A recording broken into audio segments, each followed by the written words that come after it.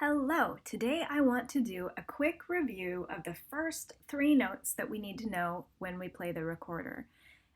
This is also an introduction if you happen to be a beginner and you're watching this video. So the three notes are B, which is your thumb and your pointer finger, and I'm going to blow with slow, gentle air, and then A, which is your thumb, your pointer finger, just like B, plus one more finger.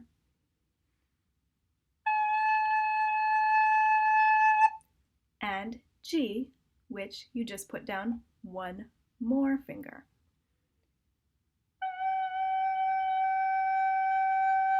I'm still using slow, gentle air, and the more fingers I put down, the more gentle my air needs to be.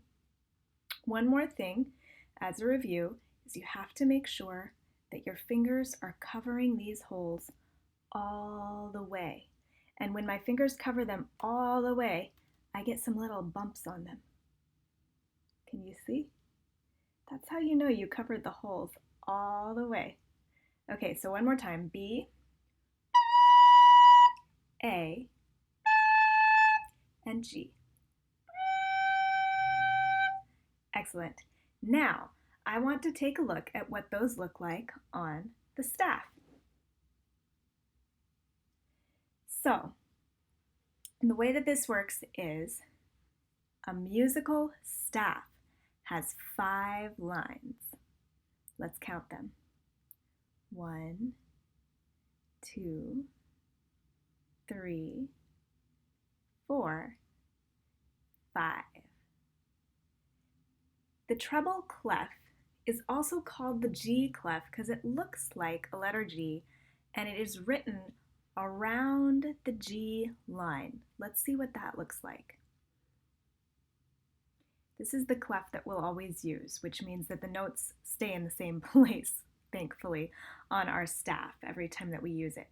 So this is the G clef, and that means that the line it goes around is the G line. So let's take a look at where the note G is on our staff. So every time we see that note, we'll play the note G.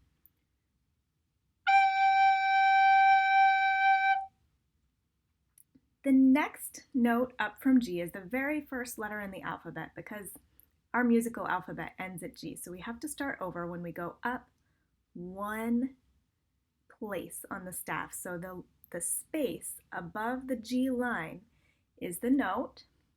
What's the first letter in the alphabet? A! It's an A. So let's play an A and look at the A while you play it.